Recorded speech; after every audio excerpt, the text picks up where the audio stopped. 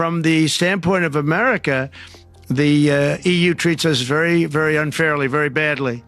They have a large tax that we know about, and a VAT tax, and it's a very substantial one. Canada, we have a tremendous deficit with Canada. We're not going to have that anymore. We can't do it.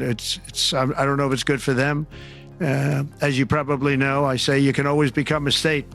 And if you're a state, we won't have a deficit. We won't have to tariff you, et cetera, et cetera. But Canada has been very tough to deal with. President Donald Trump has made headlines again, delivering a fiery speech at the World Economic Forum in Davos. Appearing via live stream, he threatened tariffs on allies like Canada and the European Union, criticized global climate efforts, and teased new trade policies. Let's break it down. Well, thank you very much.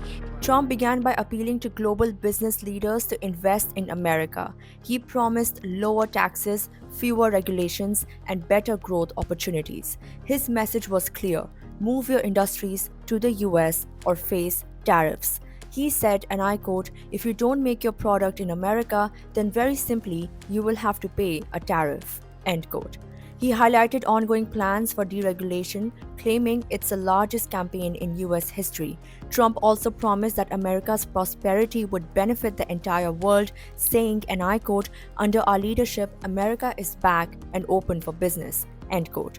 But the carrot came with a stick. Trump reaffirmed tariff threats on imports, including a proposed 60% on Chinese goods and 25% on Mexican and Canadian imports.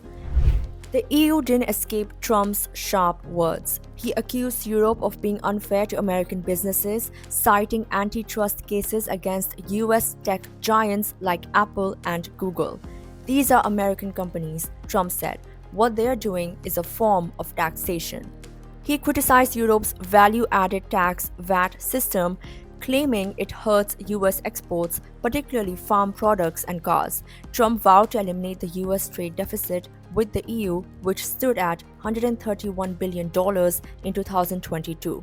Trump also singled out Canada, America's largest trading partner, over trade imbalances and border issues.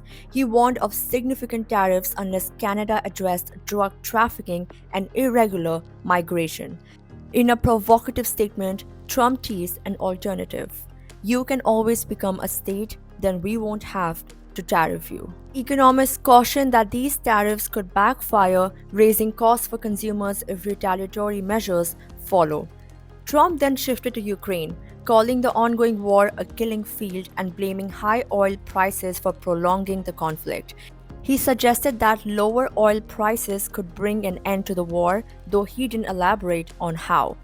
The president hinted at possible nuclear disarmament talks with Russia, recalling prior discussions with Putin.